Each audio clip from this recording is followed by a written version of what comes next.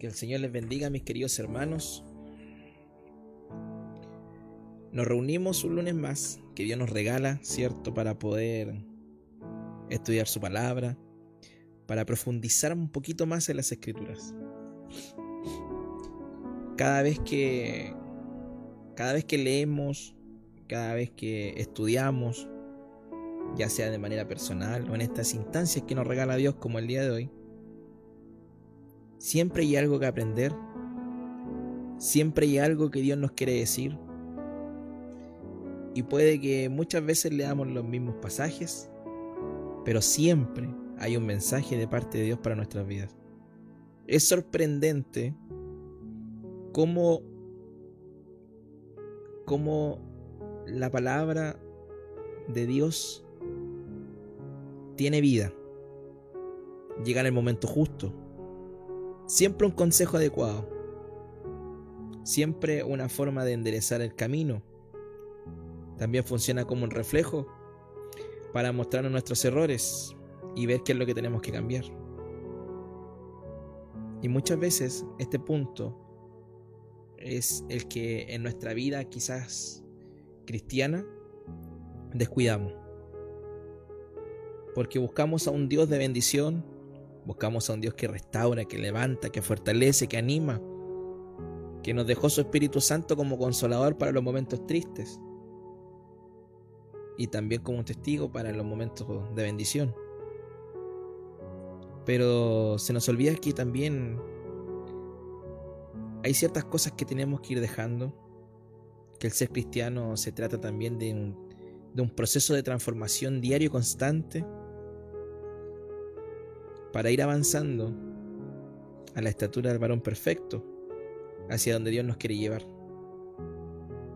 Y eso no es algo de ahora, no es algo de esta época, sino que es algo en contra que la persona, el ser humano, constantemente lucha, porque nuestra naturaleza justamente muchas veces nos lleva a equivocarnos, a errar el camino. Muchas veces hay placeres de la vida, como la comodidad, por ejemplo, que estancan nuestra vida espiritual. Y cuando leemos las Escrituras, cuando profundizamos, podemos ver aquellas conductas que a varios pueblos, incluso al pueblo de Dios, lo llevaron a enfrentar juicios de Dios, lo llevaron a un camino de perdición, a un camino en el cual está lleno de sufrimiento, simplemente porque Dios retrajo su protección divina. Lo importante en este tiempo es que tenemos estas Escrituras en las cuales Dios nos guía para sacar aquellas conductas de nuestras vidas, para cambiar aquellas cosas que nos pueden llevar por un camino equívoco. Y hoy día vamos a estudiar el libro de Abdías. Tiene un solo capítulo. Comparado con otros libros de la Biblia, podría parecer, incluso uno se podría hacer una pregunta: ¿y por qué? ¿Por qué un libro de un solo capítulo podría estar en la Biblia? Y fíjense que podría ser cierto, pero todos estos versículos que están contenidos en un solo capítulo tienen una profundidad tremenda y una aplicación enorme para nuestra vida en el día de hoy. Hoy día hablaremos cosas sobre el peligro del orgullo, por ejemplo. ¿Qué pasó con un pueblo? ¿Qué sucedió en aquel tiempo? ¿En qué estaba confiado? ¿Y a dónde terminó? Así que desde la comodidad de su hogar o donde esté, le invito a que pueda cerrar sus ojos y que me acompañe en esta oración para presentarnos y comenzar el estudio del día de hoy. Oramos. Padre nuestro que estás en los cielos, Dios amado, vamos delante de tu presencia, Dios. Agradecemos un día más, Señor. Agradecemos porque tú nos has otorgado vida, tú nos has otorgado salud, tú nos has cuidado, Señor, y nos has protegido. Si en este momento estamos reunidos, Señor, simplemente ha sido porque tu gracia se ha extendido hacia nuestras vidas. Pero Padre Celestial, a través de esta plataforma, Señor, en la cual podemos estar, Señor, a distancia, pero a la misma vez unidos. Te pedimos que en estos momentos tu Espíritu Santo nos una a todos en un mismo espíritu, Señor, para poder estudiar tu palabra, Señor, para escuchar tu consejo, Señor. Que nuestros oídos y nuestras mentes sean abiertas, Señor, e iluminadas por tu Espíritu Santo, y que este momento que tú nos regalas simplemente sea guiado y dirigido por ti, Señor. Todo queda en tus manos, Dios, y nos presentamos en el nombre de Jesús. Amén. Amén. Como les decía, ya sabemos que vamos a estudiar el libro de Abdías, y quiero partir con algunas preguntas. Siempre es bueno poder ir reflexionando para poder ir teniendo una mejor comprensión de lo que Dios nos quiere hablar a través de este capítulo. Y la primera pregunta, mi querido hermano, para que la comience a analizar de dónde está, es si alguna vez se ha sentido que alguien se ha aprovechado, por ejemplo, de su dolor, que quizás en su peor momento, en vez de recibir ayuda de alguien, en vez de recibir una mano, un abrazo, muchas veces a lo mejor recibió burlas, traición, indiferencia, por ejemplo. Estas son cosas que muchas veces nos han sucedido, y yo creo que a lo mejor más de alguno de nosotros ha pasado por una situación como esta, una situación desagradable que muchas veces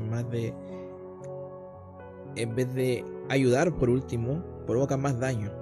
Incluso hasta el silencio muchas veces ayuda más que alguna de estas condiciones. Pero fíjense que así se sentía el pueblo de Judá, el pueblo de Dios. Porque fíjense que en el contexto histórico en el cual nos vamos a mover hoy día, el pueblo había sido invadido, por ejemplo, había sido destruido, humillados.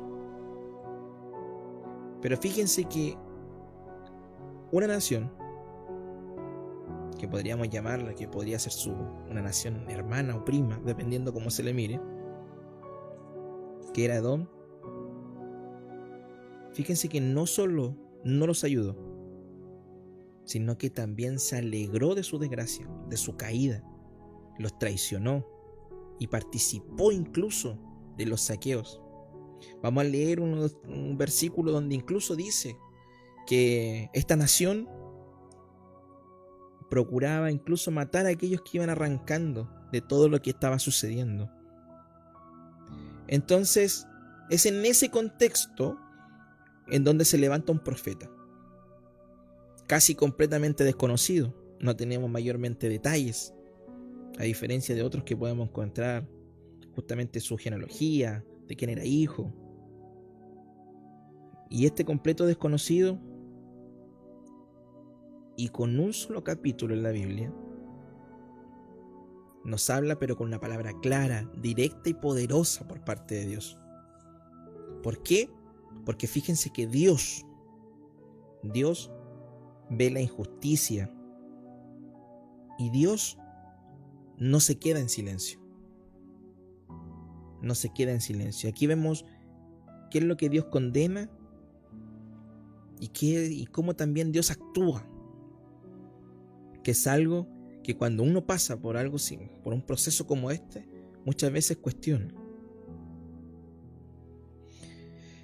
Entonces, este libro anuncia que el orgullo tiene consecuencias, por ejemplo, que la justicia divina también alcanza a todas las naciones, pero que por sobre todo el reino de Dios prevalecerá por encima de toda la arrogancia humana.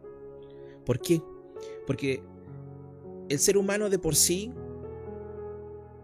tiene un orgullo tan alto de ser autosuficiente, de que no tiene dependencia.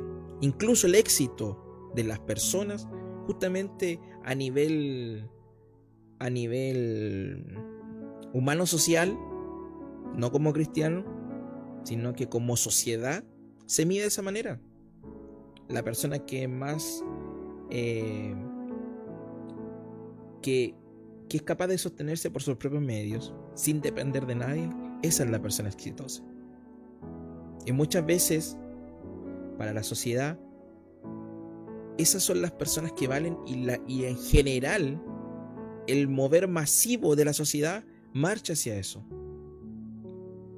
Quiere alcanzar esos puntos.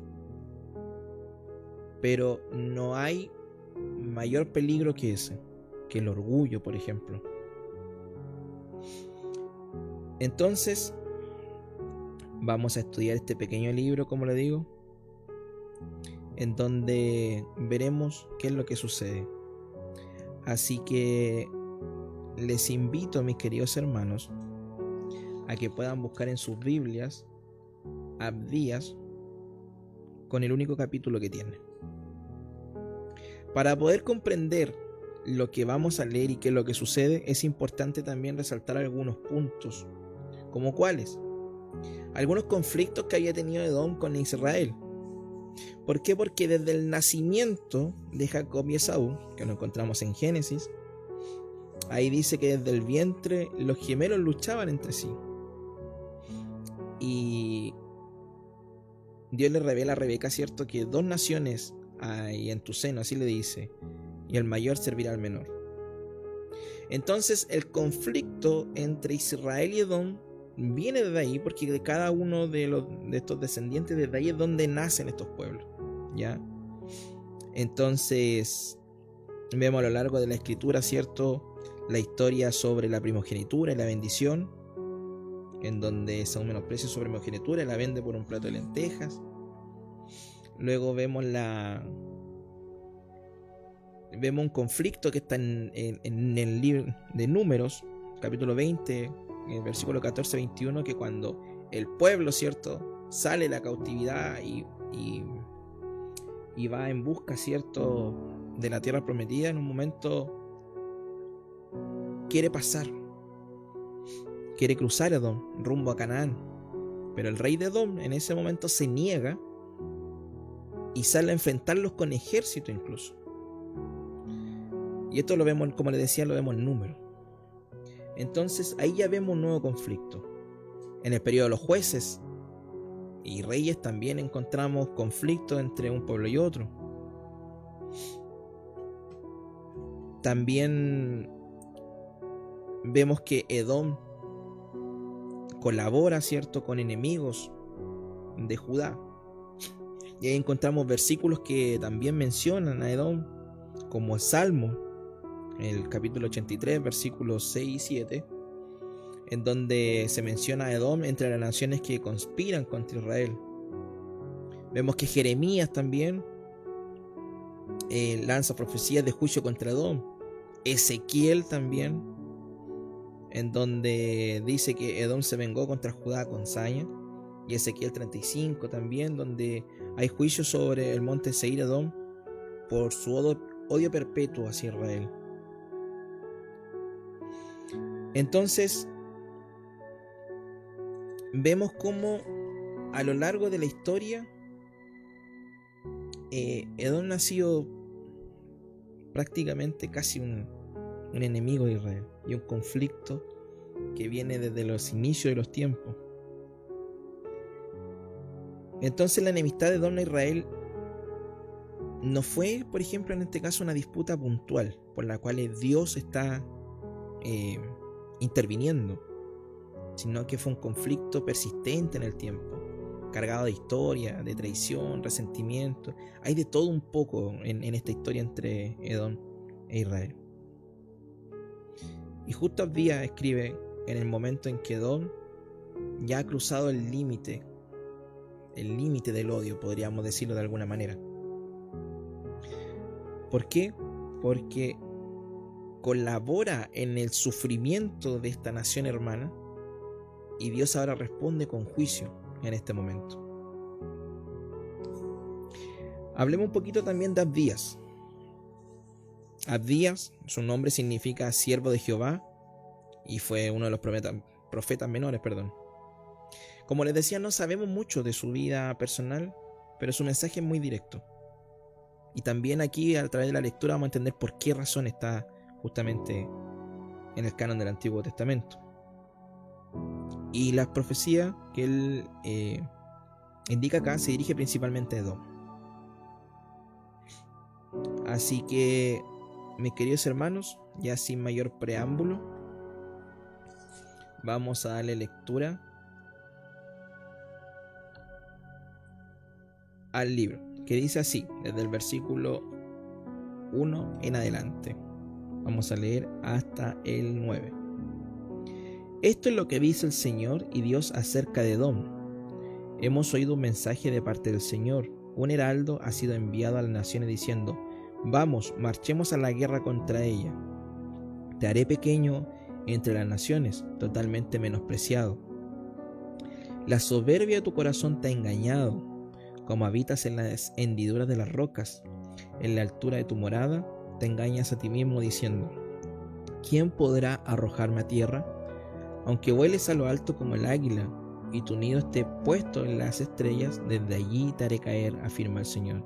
Si vinieran a ti ladrones o saqueadores nocturnos, no robarían solo lo que crean suficiente, pero a ti te espera grande destrucción. Si vinieran a ti los vendimiadores, no dejarían algunas uvas, pero a ti, Esaú, te saquearán, te despojarán de tus tesoros más escondidos. Hasta la frontera te expulsarán tus propios aliados, te engañarán y dominarán tus propios amigos. Los que se sientan a tu mesa te pondrán una trampa. Es que Edom no tiene entendimiento. ¿Acaso no destruiré yo en aquel día a los sabios de Edom, a la inteligencia del monte Esaú? Afirma el Señor. Cuídate de Temán, tus guerreros temblarán de miedo, de que todo hombre sea exterminado del monte Esaú por la masacre. Fíjense, mis queridos hermanos, que hay un mensaje de juicio. Así comienza estos primeros versículos. Pero ¿cuál es lo primero que Abdías está resaltando del pueblo de Edom? Ya vamos a ver el motivo por el cual Dios está lanzando juicio, pero principalmente está hablando sobre el orgullo de Edom. ¿Por qué? Porque fíjense que este pueblo se sentía que no era vulnerable. Habitaba en una región montañosa, en un lugar de difícil acceso. Para poder entrar a la localidad donde se encontraba este pueblo, había una sola ruta, y como era una región montañosa, la conocían tan bien que podían prácticamente un par de soldados acabar casi con un ejército que quisiera entrar a aquellos lugares. Entonces, esta condición geográfica ya hacía de que este pueblo se sintiera que nadie lo podía atacar ni destruir. Entonces ya se sentían orgullosos de la posición que ellos tenían, del lugar geográfico de privilegio en el cual ellos gozaban. Por eso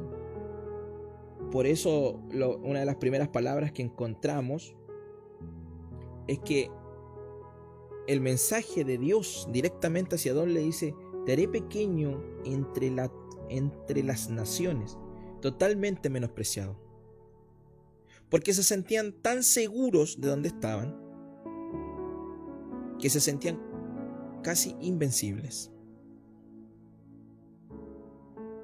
Por lo tanto, eso generaba, justamente como les mencionaba, un orgullo.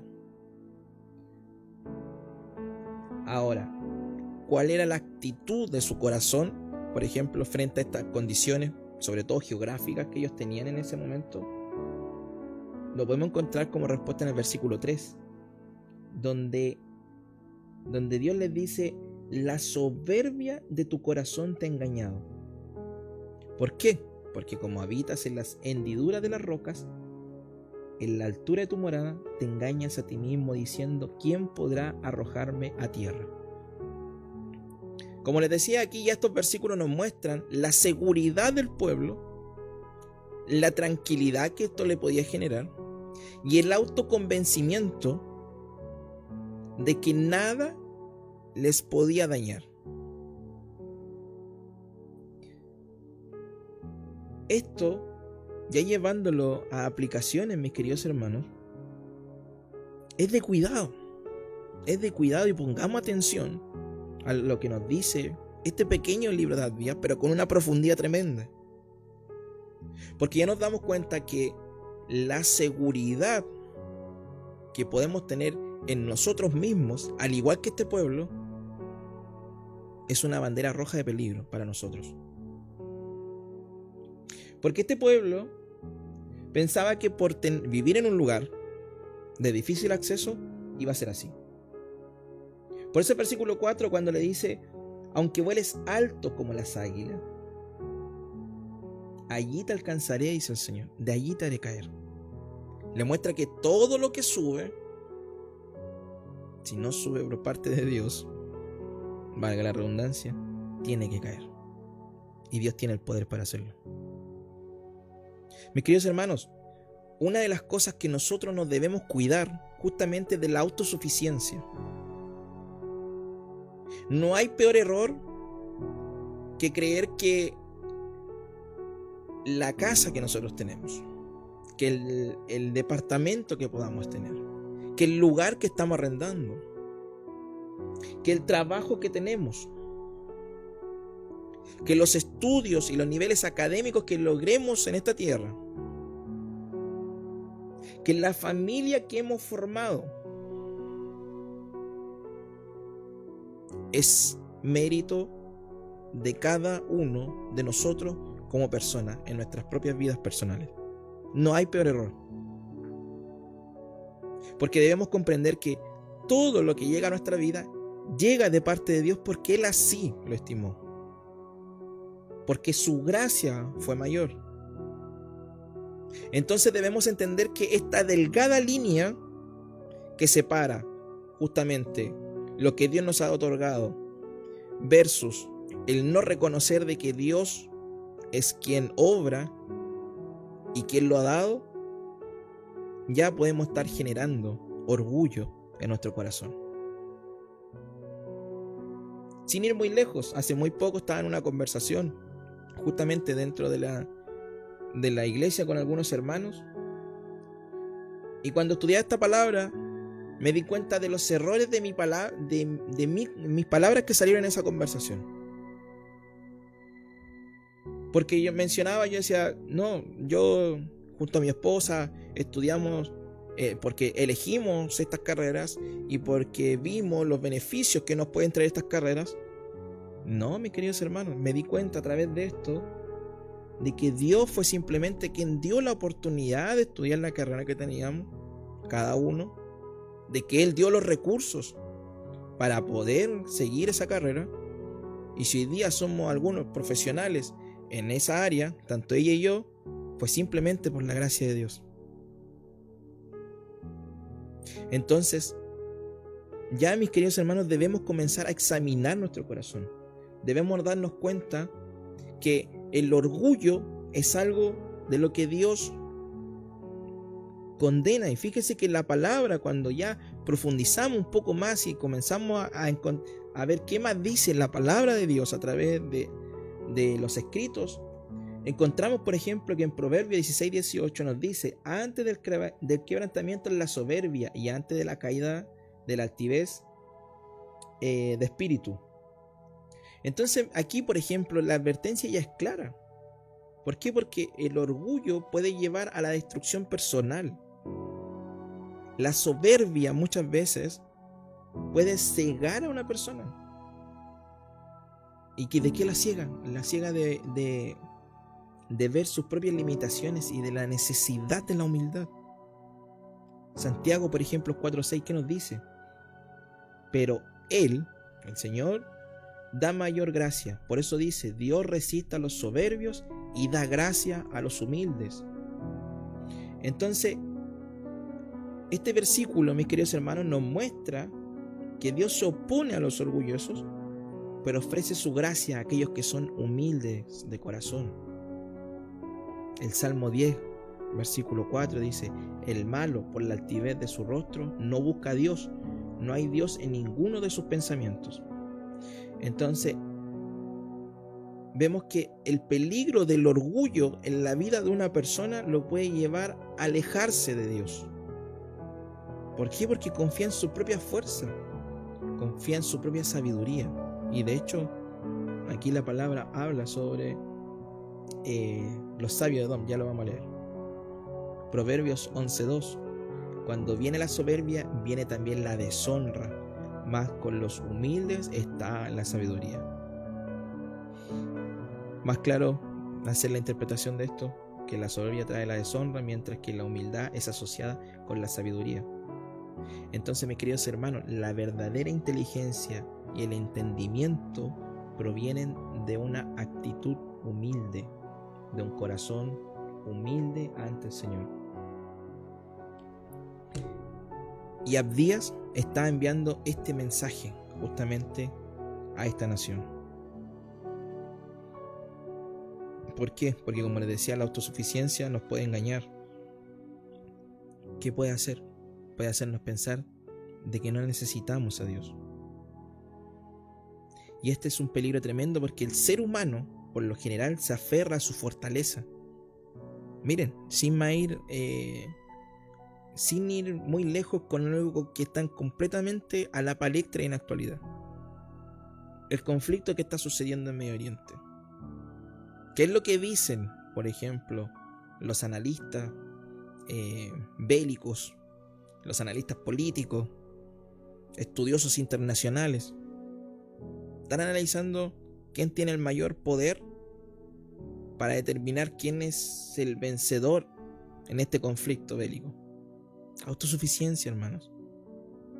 Autosuficiencia, sí. El ser humano, sin Dios, lo que busca es la grandeza y llegar a ser como Dios, que nunca lo serán.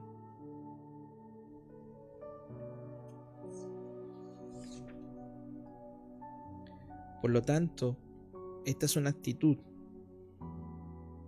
y este es un tremendo mensaje a que podamos examinar nuestros corazones. El peligro del orgullo es latente, mis queridos hermanos. Es más allá incluso de sentirlo. Muchas veces el orgullo no nos damos ni cuenta, y puede estar en las cosas mínimas. En nuestras vidas, por ejemplo. Buscamos que Dios siempre sea alabado, o recibimos nosotros los aplausos que le corresponden al Señor. Es tremendo. Mientras uno más lo analiza y mientras más le da una vuelta, se encuentra justamente que este es un peligro muy, muy latente en la vida de un cristiano. Pero la palabra es clara. Nos llama justamente a sacar este pensamiento de nuestras vidas. Ahora, ¿por qué razón? Primero, se habla sobre el orgullo de este pueblo si no entendemos, por ejemplo, de lo que iba a suceder? Porque encontramos versículos en donde el juicio es tremendo. Les dice: ¿acaso un ladrón, cuando entra, simplemente se lleva las cosas de valor? Lo hemos visto por lo general. Por lo menos no me ha pasado, y espero que no nos suceda, que Dios siempre nos cuide nuestro hogar, pero en la mayoría de los casos, cuando entran ladrones, se llevan las cosas de valor, lo que pueden reducir más rápido, y muchas veces dejan las cosas que no tienen valor para ellos y quedan ahí dando vueltas. Pero el juicio es tan extremo en el caso de lo que le iba a suceder a Edom, que dice que los ladrones entran a llevarse lo de valor, pero el pueblo con el cual iba a ser utilizado para arrasar con ellos no iba a dejar nada. Dios se iba a preocupar de sacarlos completamente, casi de la existencia. O sea, Dios condena completamente esta condición. ¿Pero qué fue? ¿Qué pasó? Y la respuesta la encontramos del versículo 10 al versículo 14, que dice: por la violencia hecha contra tu hermano Jacob, te cubrirá la vergüenza y serás exterminado para siempre. En aquel día que te mantuviste al margen, en el día que extranjeros se llevaron sus riquezas, cuando extraños entraron por su puerta y sobre Jerusalén echaron suerte, tú eras como uno de ellos. No debiste reírte de tu hermano en su mal día, en el día de su desgracia. No debiste alegrarte a costa del pueblo de Judá en el día de su ruina. No debiste hablar con arrogancia en el día de su angustia. No debiste entrar por la puerta de mi pueblo en el día de su calamidad. No debiste disfrutar con su desgracia en el día de su calamidad. No debiste echar mano a sus riquezas en el día de su calamidad. No debiste guardar en los cruces de caminos para matar a los que huían. No debiste entregar a los sobrevivientes en el día de su angustia. ¿Qué había hecho Edom?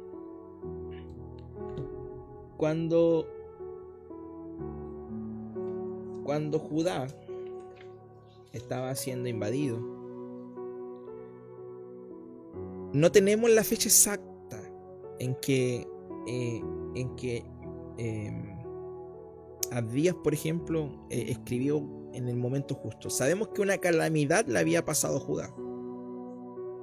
Se presume que es cuando Babilonia justamente entra y arrasa con el pueblo, por lo que estudiamos justamente en el libro de Jeremías, cuando leímos, ¿cierto?, esa extensión. Pero ¿qué hizo Edom? Siendo una nación hermana, se sentó como espectador primero a ver qué es lo que sucedía. En vez de ayudar, se alegraron, gozaron con la tragedia. Cuando estaban arrasando, incluso se sumaron. También fueron parte de los saqueos, de los robos. Se llevaron a personas como esclavos. Incluso en el camino, aquellos que iban arrancando procuraban matarle. O sea, aparte del orgullo de su autosuficiencia, también no había compasión en sus corazones. Dos actitudes que Dios condena completamente. Completamente. Mis queridos hermanos, ¿qué sucede con nuestras vidas? Nosotros, con nuestros pensamientos, frente a los fracasos de otras personas. ¿Nos alegramos? ¿Disfrutamos? ¿No ve? Siempre yo juego con estas palabras, aquellos que me conocen, pero ¿no ve? Qué bueno que le pasó.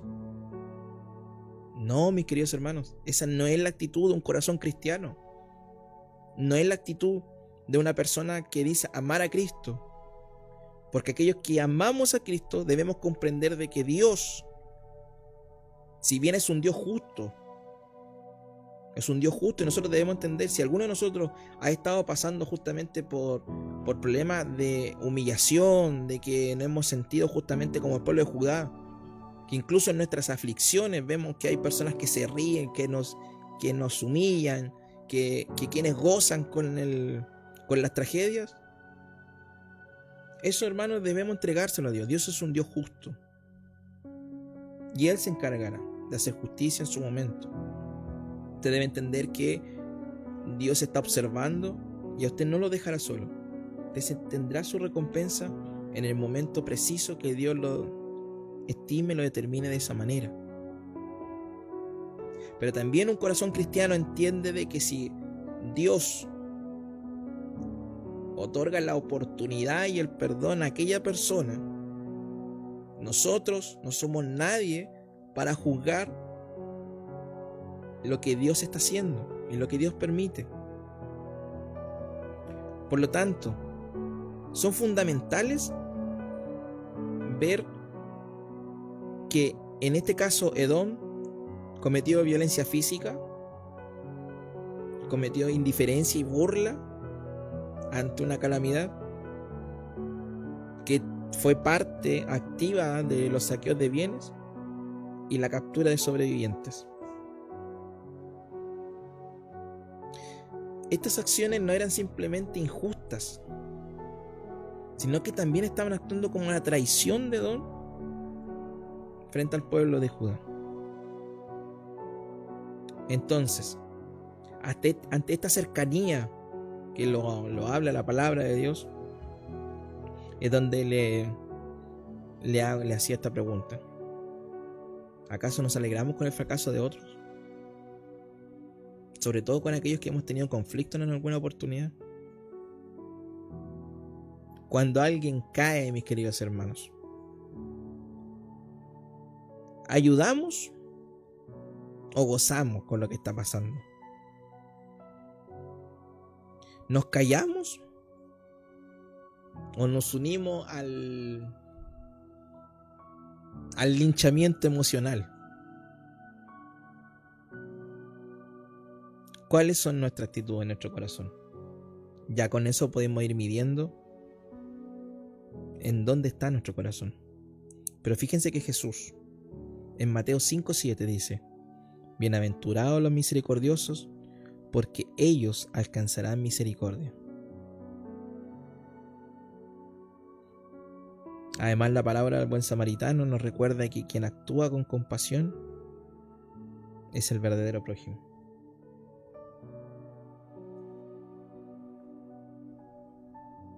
Ya entendemos entonces qué fue lo que hizo Edom.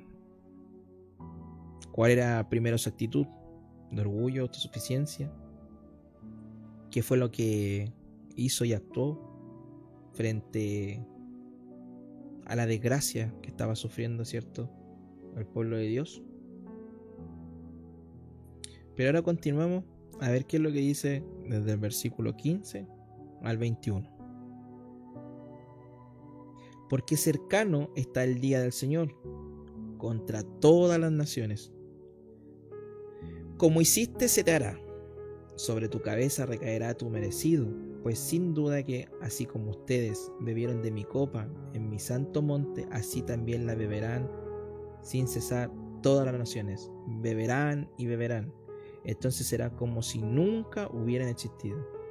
Pero en el monte Sión habrá liberación y será sagrado. El pueblo de Jacob recuperará sus posesiones. Los descendientes de Jacob serán fuego y los de José llama. Pero la casa real de Saúl será paja. Le pondrán fuego y la consumirán. De tal forma que no quedará sobreviviente entre los descendientes de Saúl. El Señor lo ha dicho. Los del Negev poseerán el monte de Saúl. Los de la región de Cefalá poseerán Filistea. También poseerán los campos de Efraín y de Samaria. Y los de Benjamín poseerán Galat. Y los exiliados, este ejército de israelitas que viene entre los cananeos, poseerán la tierra hasta Serapta. Los desterrados de Jerusalén que viven en Seferat poseerán las ciudades del Negev. Los libertadores subirán al monte de Sión para gobernar la región montañosa de Saúl, y el reino será del Señor. El día del Señor, el día de Jehová, como dice otra versión, será un juicio global. Y las naciones recogerán lo que sembraron. Aquí dice que lo que Edom hizo se le hará a él. Por eso les mencionaba, mis queridos hermanos, que Dios es un Dios justo, es un Dios que no olvida. No está en nosotros hacer justicia, pero sí simplemente tenemos que encomendar todas las cosas a Él.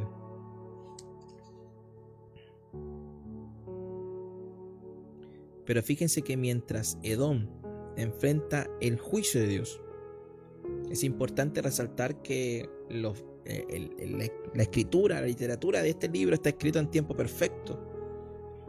Ya estaba dando por hecho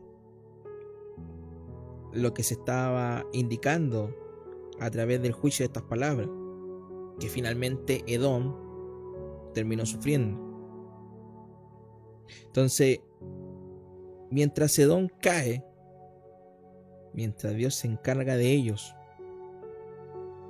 hay liberación para los fieles, hay santidad en el pueblo de Dios, hay restauración para el pueblo de Dios, mis queridos hermanos.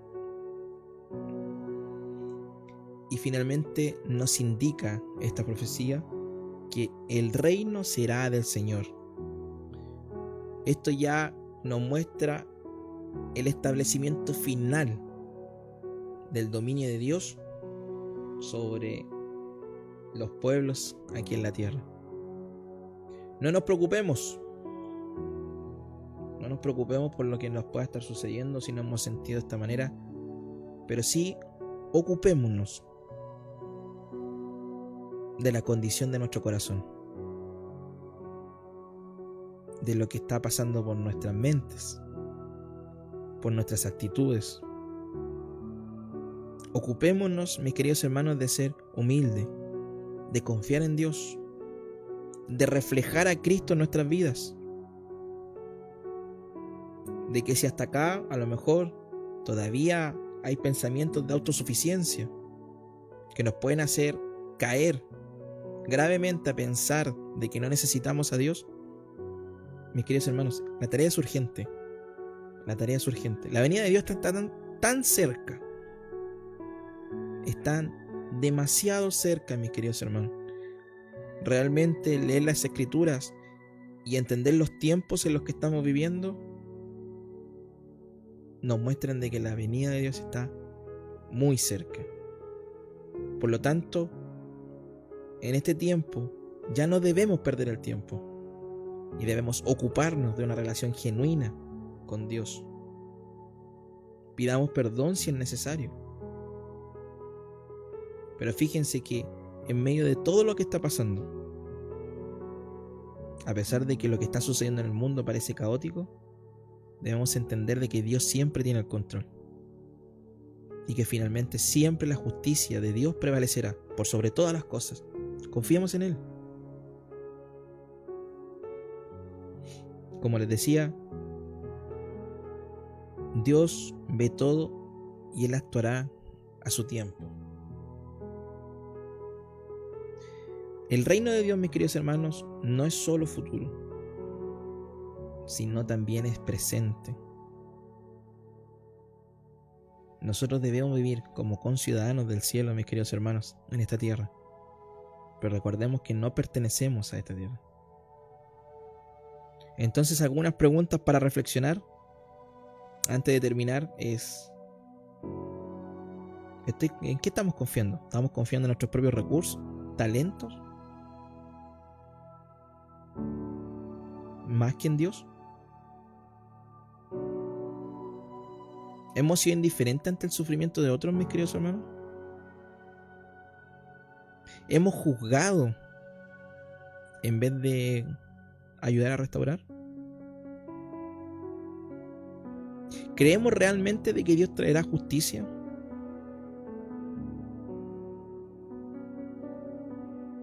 ¿Estamos viviendo como conciudadanos del cielo, del reino de Dios?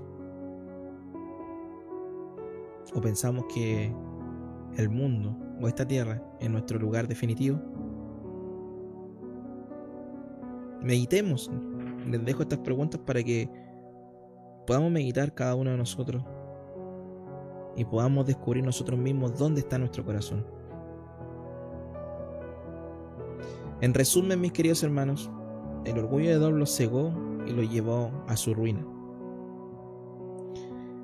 No solo pecaron por acción, y me gusta esta frase porque también pecaron por omisión e indiferencia ante el dolor de su hermano. Muchas veces el quedarse callado y guardar silencio, mis queridos hermanos, también estamos fallando cuando Dios muchas veces nos habla en lo que tenemos que hacer. Dios es justo, juzgará al soberbio, pero también restaurará a todos los que confían y creen en Él. Mis queridos hermanos, humillémonos delante de Dios. Reconozcamos que todo proviene de Él. Como les decía durante el estudio, no hay peor error que pensar que las cosas en nuestras vidas han sucedido por nuestras decisiones por nuestras acciones y no comprender que todo es por la gracia de Dios. Si hay orgullo en nuestras vidas, arrepintámonos, cambiemos esa actitud, cambiemos la indiferencia, la dureza de nuestros corazones. Confiemos en la justicia de Dios. Aunque todo parezca injusto ahora, no olvidemos de que Dios siempre tiene la última palabra. Y como siempre le digo a los jóvenes sobre todo, vivamos siempre siendo embajadores del reino de Dios. Reflejemos a Cristo día tras día, con justicia, con misericordia, con fe.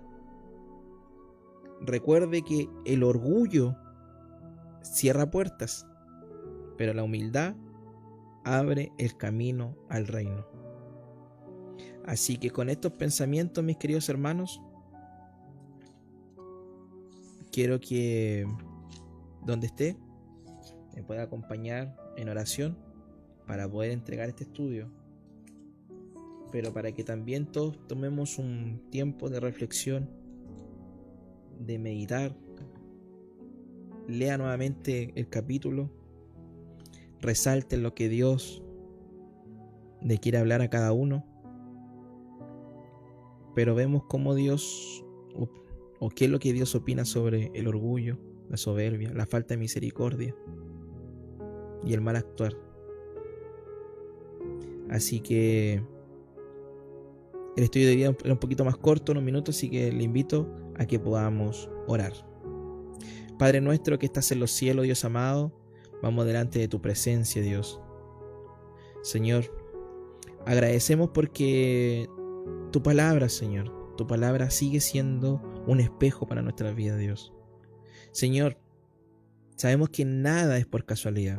Y si tú hoy has propuesto que nosotros podamos estudiar este libro, que podamos darle una mirada y comprender qué es lo que sucede cuando hay un corazón orgulloso, cuando hay un corazón autosuficiente, cuando hay malos pensamientos, cómo todo eso puede llevar a la destrucción completa de una persona, de una familia, de un grupo familiar, de un entorno. Cuánto daño provoca, que es la perdición completa, Dios. Padre Celestial, que tu Espíritu Santo, Señor, nos amoneste en nuestras vidas, Señor, a no caer en estas actitudes, Señor, y que día tras día nos podamos analizar, Padre Celestial, y caminar bajo los pasos de Jesús con humildad, Señor, con un corazón agradecido, Señor, rendido ante ti, humillado, Señor, entendiendo que todo proviene de ti y todo vuelve a ti, Señor. Padre Celestial, que eso sea cada uno como persona, Señor, pero que también lo podamos reflejar como congregación, Señor, como pueblo de Dios, como hijos tuyos, Señor, aquellos que predican la verdad, Señor, en tu nombre. Guíanos siempre, Señor, a través de tu Espíritu Santo. Dios, yo te pido una bendición para cada uno de los hermanos que se ha dado cita en esta tarde, y también para aquellos quienes también puedan ver este estudio, Señor, posteriormente a través de esta grabación. Extendemos tu bendición a cada uno y dejamos todo en el nombre de tu Hijo amado Jesús. Amén.